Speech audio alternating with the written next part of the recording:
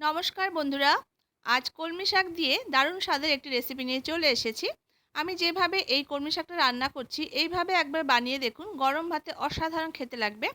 আশা করছি রেসিপিটা আপনাদের কাছেও খুব ভালো লাগবে। যদি আমার ভিডিওটি ভালো লাগে তাহলে লাইক ও শেয়ার করতে ভুলবেন না যেন।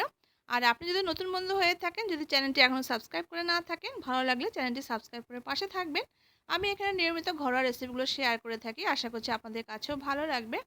তো আমি এখানে কলমি শাকটা নিয়ে নিয়েছি। এবার কলমি শাকটাকে দেখুন একটু বড়, বড় রেখে শাকটাকে কেটে নিচ্ছি। আর এই শাকটা কিন্তু একটু ডাঁটাটা একটু বড়, বড় করে কাটছি আমি। এইভাবে কিন্তু খেতে বেশি ভালো লাগবে। তো সমস্ত শাকটা আমি দেখুন কেটে নিয়ে নিলাম। কেটে ধুয়ে নিয়েছি। বারবার করে ২ থেকে ৩ বার জল পাল্টে খুব ভালো করে শাকটাকে ধুয়ে নিলাম। এরপর আমি রান্নাতে চলে যাব। তো তার আগে আমি একটা মশলা তৈরি করব। তো গ্যাসের উপরে একটা কড়াই বসিয়ে দিয়েছি। তাতে 1 টিস্পুন আমি জিরে দিয়ে দিলাম। ২ টো শুকনো লঙ্কা দিয়ে দিয়েছি। আর এখানে যেটা করব, এখানে ২ চামচ মতো পোস্ত দিয়ে দিয়েছি। এবার ২-৩ মিনিট মতো এটাকে একটু ড্রাই রোস্ট করে নেব। খুব বেশি কিন্তু কড়া ভাজা করা যাবে না। একদম হালকা একটু নাড়াচাড়া করে ভেজে নিলেই হবে। জাস্ট একটু পোস্তটা যাতে একটু কড়কড়ে টাইপের হয়ে যায় সেরকম করে নামিয়ে নিতে হবে। তো দেখুন মশলাটা তৈরি হয়ে গেছে। এবার মশলাটাকে আমি ঠান্ডা করে গুঁড়ো করে নিয়েছি মিক্সিতে। এরপর রান্না শুরু করে দেব। তো আমি গ্যাসের উপর কড়াই বসিয়ে দিয়ে সরষের তেল দিয়ে দিলাম। এবার তেলটা গরম হয়ে গেলে এখানে আলু আর বেগুনটা কেটে রেখেছিলাম, আলু বেগুনটা দিয়ে আলু বেগুনটা বেশ লালচে করে একটু ভেজে নেব। তো এখানে আমি একটা বড় সাইজের আলুকে ছোটো ছোটো করে কেটে নিয়েছি চোখো চোখো করে, আর একটা মাঝারি সাইজের বেগুন নিয়েছি। তো আলু আর বেগুনটা দেখুন হালকা লালচে করে আমি ভেজে তুলে নিলাম। এরপর কড়াইতে আবার আমি সামান্য পরিমাণে একটু সরষের তেল দিয়ে দিচ্ছি। এবার তেলটা গরম হয়ে গেছে, এখানে 1 টিস্পুন পাঁচফোড়ন দিয়ে দিয়েছি। এবার পাঁচফোড়নটা একটু ভাজা ভাজা হয়ে গেলে এখানে আমি একটা মিডিয়াম সাইজের পেঁয়াজ কুচি করে দিয়ে দিলাম। এবার পেঁয়াজটাকে দিয়ে মিনিট ২-১ মতো একটু নাড়াচাড়া করে হালকা বাদামি রং ধরা পর্যন্ত একটু ভেজে নেব। আর এখানে আমি ২ থেকে ৩টে চেরা কাঁচা লঙ্কা দিয়ে দিয়েছি। তো বন্ধুরা, আমি কিন্তু এখানে যেহেতু পাঁচফোড়ন দিয়েছি তাই জন্য কিন্তু আমি রসুন দিলাম না। আর পাঁচফোড়ন যেহেতু দিয়েছি রসুন ভালোও লাগবে না। তো পাঁচফোড়ন দিয়ে পেঁয়াজটাকে দেখুন হালকা করে ভেজে নিয়েছি। এরপর এখানে কেটে ধুয়ে রাখা শাকটাকে দিয়ে দিলাম।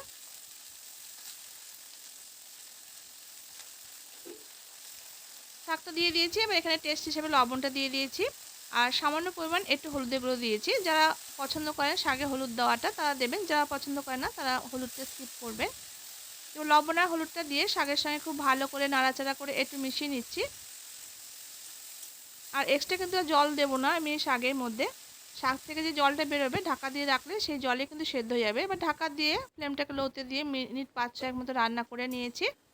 মিনিট ৬ পরে এবার ঢাকাটা খুলে দেখে নেব। দেখুন বন্ধুরা, ভিতরে যে জলটা ছিল শুকিয়ে গেছে আর শাকটা কিন্তু খুব সুন্দর করে সেদ্ধ হয়ে গেছে। এরপর আমি যে বেগুন আর আলুটাকে ভেজে তুলে রেখেছিলাম সেটা এই পর্যায়ে মিশিয়ে দিয়েছি। এবার বেগুন আর আলুটা দিয়ে শাকের সঙ্গে নাড়াচাড়া করে একটু রান্না করে নেব মিনিট ২-৩ জন্য। এরপর একটা ঢাকা দিয়ে মিনিট ৩-৪ জন্য লো ফ্লেম করে একটু রান্না করে নিয়েছি। মিনিট ৩ পর এবার আমি ফিরে এলাম। এবার দেখে নেব। দেখুন রান্নাটা কিন্তু একদম শেষ পর্যায়ে। এরকম একটু মাখা মাখা করে নিতে হবে। এবার আপনারা যদি ২-৪টে একটু আলু ভাঙতে চান সেটা একটু ভেঙে দেবেন, তাহলে মাখা মাখা ব্যাপারটা চলে আসবে শাকের মধ্যে। তো দেখুন আলুটা সুন্দর সুসিদ্ধ হয়ে গেছে। এরপর আমি যেটা করব, যে মশলাটা আমি তৈরি করে রেখেছিলাম সেই মশলাটা এখানে 2 টিস্পুন মতো অ্যাড করে দেব। আর এখানে সামান্য পরিমাণ একটু চিনি দিয়েছি টেস্টটা ব্যালেন্স করার জন্য, তাতে কিন্তু খেতে ভালো লাগবে। হালকা একটু 1/2 টিস্পুন মতো একটু চিনি অ্যাড করতে পারেন আপনারা যদি পছন্দ করেন। এবার মশলাটা দিয়ে মিনিট ২-১ মতো নাড়াচাড়া করে একটু রান্না করে নিয়েছি। ব্যাস তৈরি হয়ে গেল। এইভাবে একবার এই পোস্ত দিয়ে আর এই জিরের গুঁড়ি দিয়ে লাস্ট পর্যায়ে একবার নামিয়ে খেয়ে দেখবেন শাকটা এইভাবে রান্না করে। বন্ধুরা, মারাত্মক খেতে হয়, খুব সুন্দর খেতে হয়। গরম ভাত দিয়ে কিন্তু এই শাক দিয়ে কিন্তু পুরো ভাতটা আপনারা খেয়ে ফেলতে পারবেন, এতটা টেস্টি খেতে হয়। তো দেখুন রান্নাটা আমার হয়ে গেছে, আমি একটা বাটিতে সার্ভ করে নিয়ে নিয়েছি। তো আশা করছি কলমি শাকের এই রেসিপিটা আপনাদের কাছে খুব ভালো লেগেছে। যদি ভালো লেগে থাকে অবশ্যই এইভাবে একবার ট্রাই করে দেখবেন।